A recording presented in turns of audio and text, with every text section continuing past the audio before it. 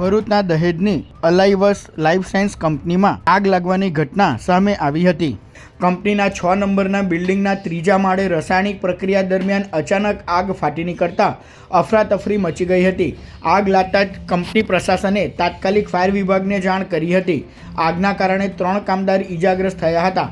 પ્રાથમિક સારવાર માટે તેમને ભરૂચની હોસ્પિટલ ખસેડવામાં આવ્યા બાદ વધુ સારવાર માટે વડોદરાની ખાનગી હોસ્પિટલ રિફર કરવામાં આવ્યા છે। આ કંપની ફાર્માસ્યુટિકલ એપીઆઈ એટલે કે એક્ટિવ ફાર્માસ્યુટિકલ ઇન્ગ્રીડિયન્ટનું ઉત્પાદન કરે છે।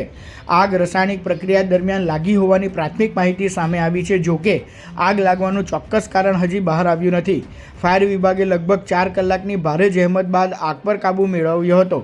ઘટનાની ગંભીરતાને ધ્યાનમાં રાખીને ઇન્ડસ્ટ્રીયલ સેફ્ટી એન્ડ હેલ્થ વિભાગ દ્વારા તપાસ શરૂ કરવામાં આવી છે। ઘટનાના પગલે આસપાસના વિસ્તારોમાં ચિંતાનો માહોલ ફેલાયો હતો। જોકે હાલ પરિસ્થિતિ નિયંત્રણમાં છે।